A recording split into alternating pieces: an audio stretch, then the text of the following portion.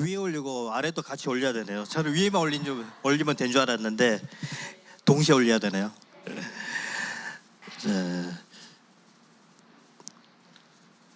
제가 결혼 코칭 받은 지가 좀 꽤 된 것 같은데, 그래도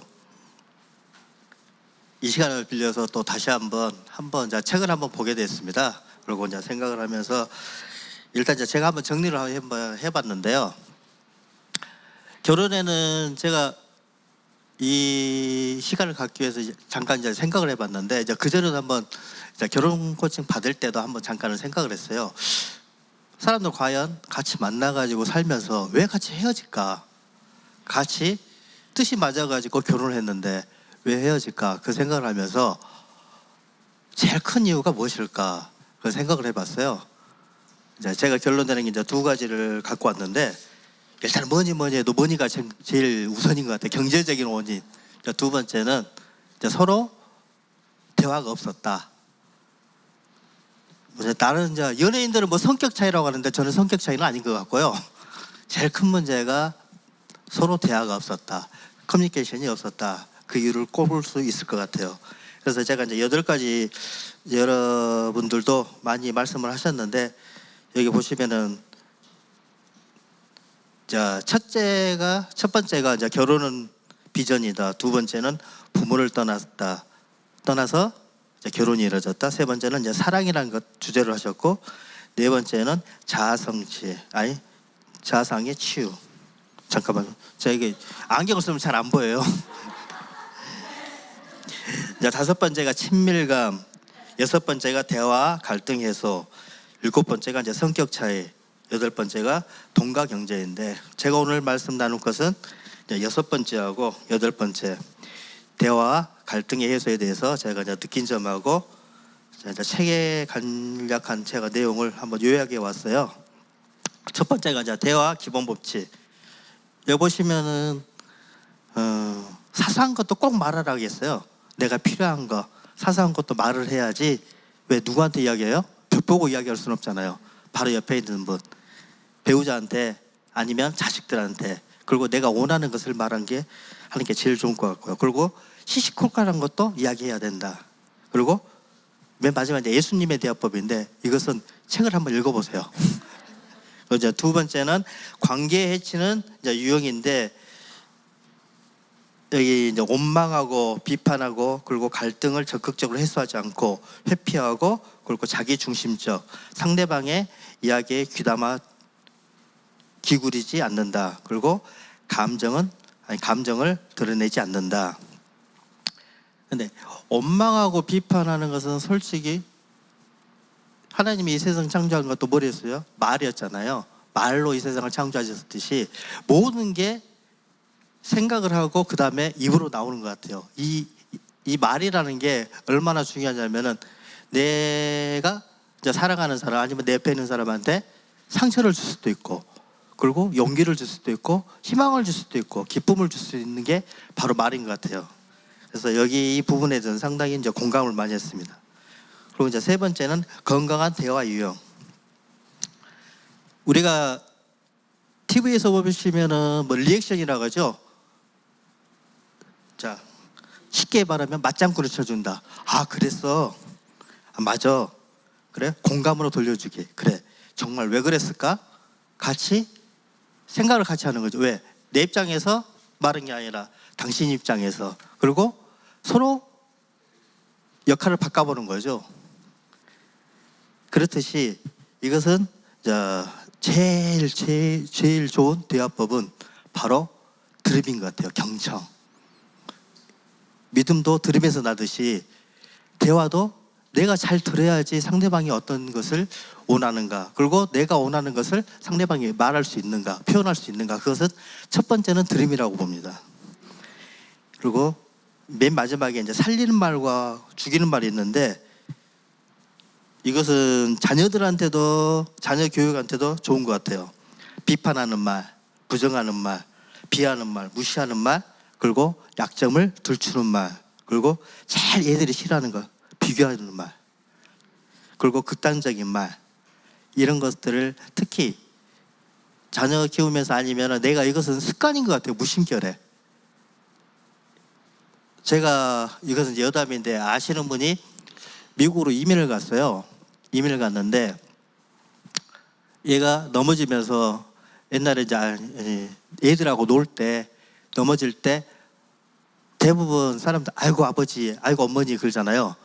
이걸 들어요. 넘어지면서 영어로 오 마이 갓 그러더래요. 그러듯이 얘가 먼저 찾는 게 자기는 하나님, 아이고 하나님 그러듯이 내가 어떻게 습관을 들이냐에 따라 틀린 것 같아요. 특히 말이라는 것은 중요하듯이 제가 이렇게 쭉 한번 정리 한번 해봤습니다. 그 다음에 이제 돈과 경제인데 작은 것에 감사하며 시작하라. 그리고 돈을 사랑하지 말라. 이 중에 제가 제일 돈과 경제에 대해서는 솔직히 제가 결혼하고 저는 이제 솔직히 용돈을 받아본 적은 거의 없어요. 안 줘요. 자급자족. 근데 그게 뭐랄까? 그것은 그것은 제가 이제 지내보니까 그건 상당히 좋은 것 같아요. 공감을 안 하시네. 근데 제가 왜 이 맨 마지막에 이제 돈과 경제에 대해서는 아까 집에 잠깐 사모님도 말씀하셨는데 심고 거두는 원리, 심고 거두는 원리를 알면은 이게 다 해결이 되거든요. 저는 그때 옛날에 그거 몰랐어요. 또 몰랐는데 심고 거두는 원리를 보니까 제가 직접 경험을 해보니까 그게 저절로 해결이 되더라. 그 대신에 아까 사모님도 제가 그 말 하려고 사모님 먼저 선수 쳐갖고 말씀하셔가지고 그러기 위해서는 뭐야 합니까? 내가 먼저 버려야 돼요. 그만큼 그 올라와야 되거든요. 올라와야지 내가 그 원리를 활용을 할 수 있거든요. 이게 뭐든지 그런 것 같아요. 내가 내 것으로 취했으면은 내가 받아들이면 되는데 받아들인 것을 내가 활용을 하고 내가 취하고 해야지 내 것으로 되지. 내 생각으로 내가 알고 있다. 그러면은 이게 내 것이 아닌 것 같아요. 내가 취했을 때, 내가 행동했을 때, 내가 말과 똑같이 언행일치가 했을 때, 이것이 내 것이구나, 이것이 나의 것이구나 알게 될 것 같습니다. 그리고 맨 마지막으로는 안 보여가지고요. 맨 마지막으로 제가 이제 말씀드리고 싶은 것은 저는 이제 살면서요, 결혼하면서 제일 한 말이 옛날부터 그렇게 가슴에 있었는데 가와만서성이라고요. 집안이 편안하면 모든 일이 잘 된다. 저는 이제 그렇지 사장님한테 당시 물어보거든요. 취업 창업을 상담을 할 때도 마찬가지예요. 사모님한테 상의하고 왔냐, 아니면 혼자 독단적으로 왔냐. 오시면은 사모님 모시고 와라. 요즘은 그렇게 말을 많이 합니다. 왜? 서로 의견은 통하고 그리고 서로 알아야 되거든요. 알아야지만이 내 남편이 무슨 일을 하고 내가 남편이 어떤 일을 할 것이며 어떻게 돈을 받고 어떻게 사업을 할 것인가 구체적으로 알아야 되거든요. 서로 전달하면 몰라요. 남자들은 나 내일 사업해 그럼 땡. 그런데 그게 상당히 뭐랄까요, 자기는 생각을 많이 하겠죠. 그렇지만은 이게 대화가 말을 함으로써 그 사람이 받아들일 때, 그 사람한테 내 생각을 이야기했을 때 같이 협력하는 것이 맞다고 봅니다. 이상입니다.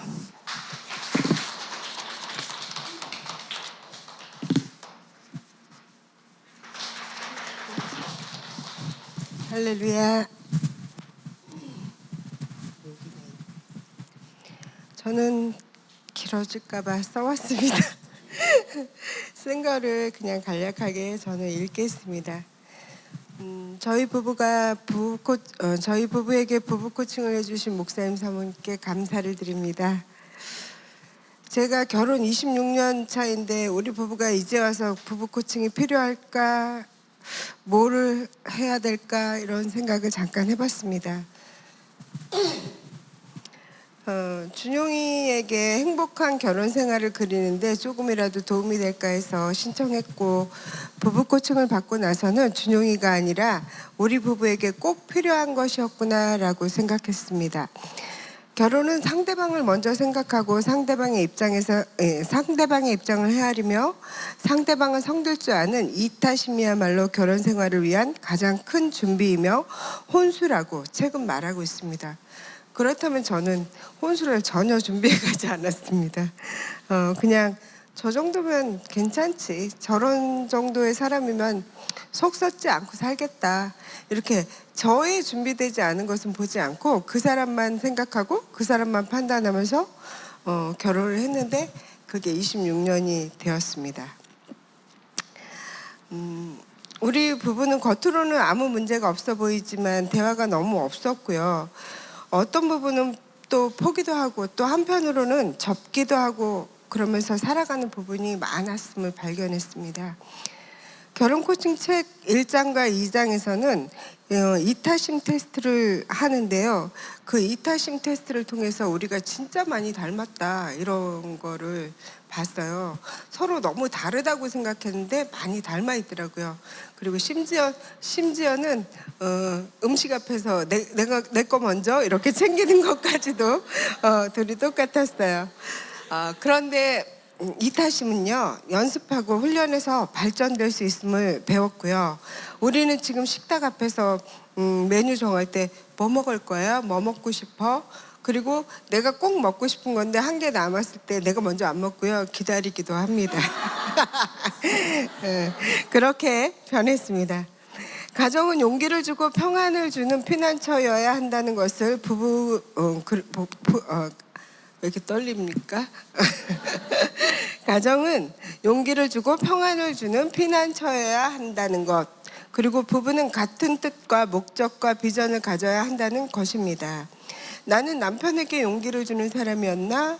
휴식과 재충전을 할 수 있도록 도와주었나? 생각해보는 시간이기도 했습니다.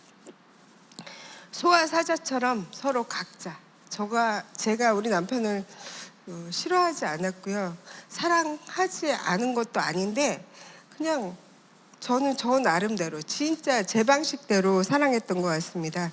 그래서 나는 늘 항상 얘기했어요. 최선을 다했어. 난 이 정도면 정말 가정을 지키기 위해서 최선을 다했어. 늘 주장했고요, 부르짖었어요. 그런데 정말로 자기 합리화였다고 생각합니다. 그것을 알게 되었고요. 그래서 그 부부 코칭을 통해서 결단이 필요했습니다. 남편을 존중하며 영혼의 동반자로서 크고 작은 일을 의논하고 같은 곳을 바라보며 사이좋게 늙어가는 것을 결단해야 한다는 것을 알게 되었습니다. 그래서 제가 선택했습니다. 각 가정마다 그 챕터별로 우리 가정엔 이게 정말 필요해, 이렇게 느꼈던 부분이 있었으리라고 생각합니다. 저는 세 번째 만남 편에서 사랑이란 무엇인가, 이것이 가장 필요했다라고 생각합니다. 사랑은 감정하고는 상관이 없습니다. 사랑하는 대상의 자격과도 아무 상관이 없습니다. 대상이 사랑스러워서나 아름다워서나 사랑하는 것은 결코 아닙니다. 반대로 사랑하고 있는 주체가 사랑의 능력과 성품을 소유하고 있는가에 대해서 말하고 있습니다. 사랑은 너의 문제가 아니라 나의 문제입니다. 너의 자격의 문제가 아니라 나의 사랑의 성품의 문제일 뿐입니다.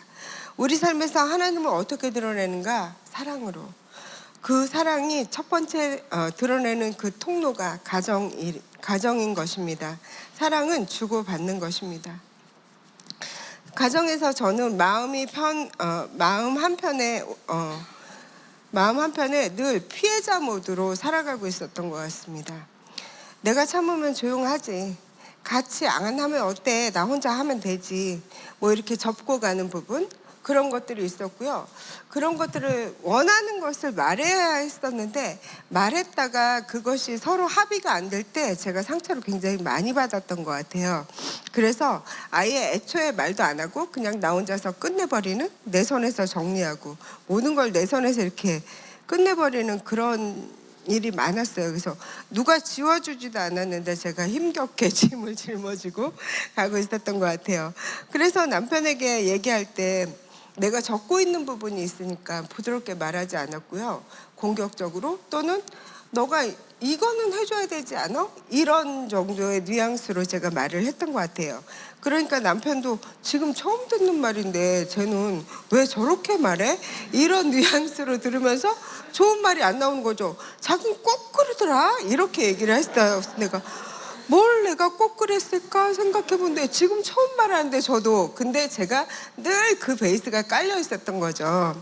그래서 이것이 문제였구나. 내가 적고 있는 게 아니었는데 그래서 이 부부 코칭을 통해서 제가 수술이 필요했다는 것을 알게 되었습니다. 목사님께서 그러셨습니다. 이제 수술을 해야 해요. 도려내면 됩니다. 이렇게 말씀하셨어요. 그래서 목사님 사모님께서 그 우리 가정의 문제를 발견하시고 권사님 그러면 남편이 가장 바뀌었으면 좋겠는 게 뭐예요? 라고 말씀하셨어요. 그래서 제가 숨도 안 쉬고 말했어요. 말투요. 그랬더니 그럼 말해보세요. 그래서 뭘 말해야 되나 했더니 그 여보 말투가 변했으면 좋겠어 라고 말하래요. 그래서 말하라고 하셔요. 그래서 여보 나한테 말할 때 부드럽게 말해줘요. 그랬더니 남편이 피식 이렇게 웃고 이렇게 해서 그러니까 목사님께서 김지사님 한번 해보세요. 응 알았어. 내가 이제는 부드럽게 말할게. 그러니까 쭈삣쭈삣 하더니 응 알았어. 내가 부드럽게 말할게. 이렇게 얘기하는데요. 정말 이 안에서요 뭐가 쑥 올라오면서 눈물이 핑 도는 거예요. 그게 뭐라고 뭐 다 할 수 있는 건데 근데 핑 그러더니 갑자기 뭐가 싹 녹는 것 같은 그런 느낌이 있었습니다.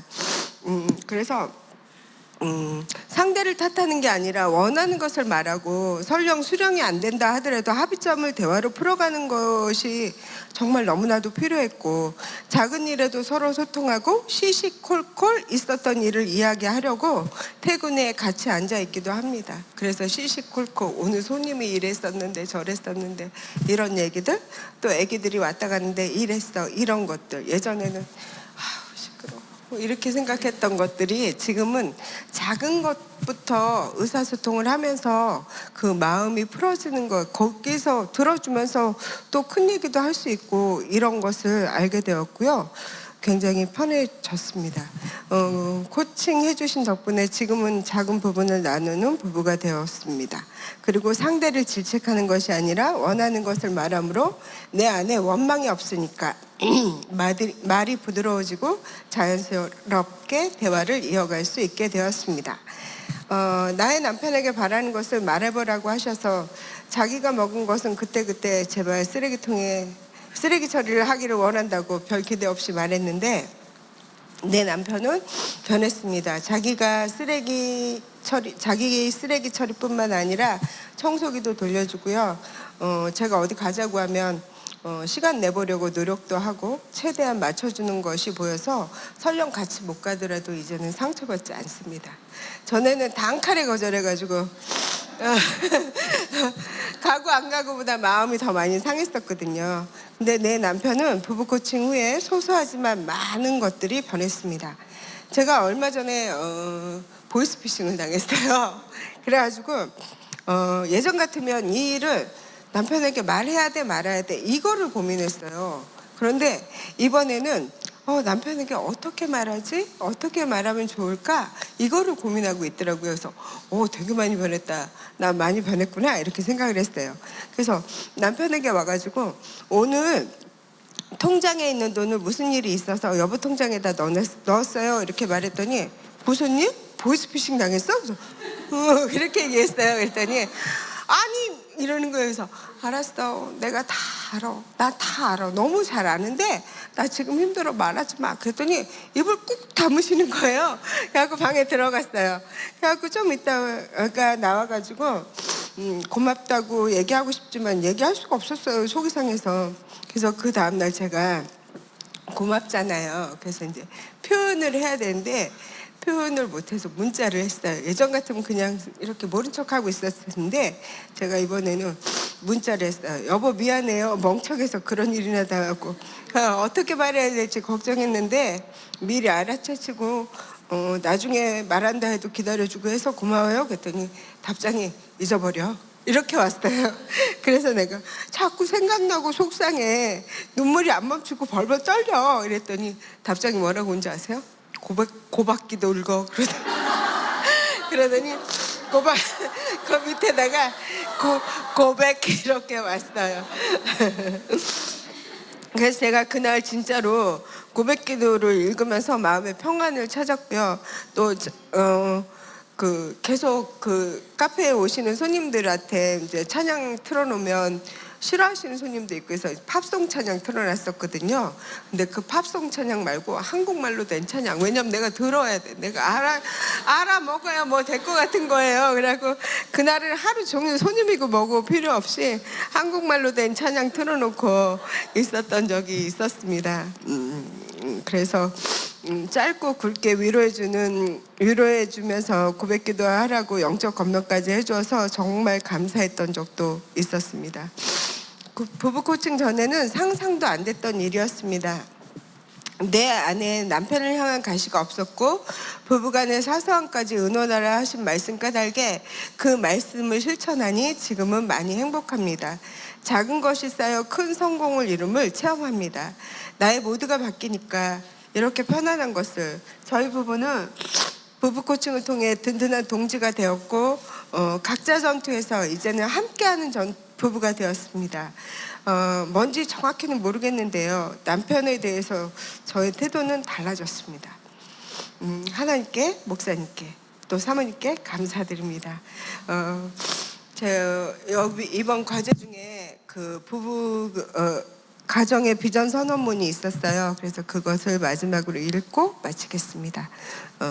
평생을 우리 가정은 주님만을 섬길 것입니다. 하루하루를 주님께 감사하며 누리며 가족과 이웃을 섬기며 살 것입니다. 하나님께서 우리에게 맡기신 그 일을 찾아 기쁨으로 섬기며 하나님께 영광을 돌리는 삶을 살 것입니다. 큰 일이나 작은 일에 놀라지 않고 주님을 바라보겠습니다. 인도받겠습니다. 자녀를 잘 돌보겠습니다. 감사합니다.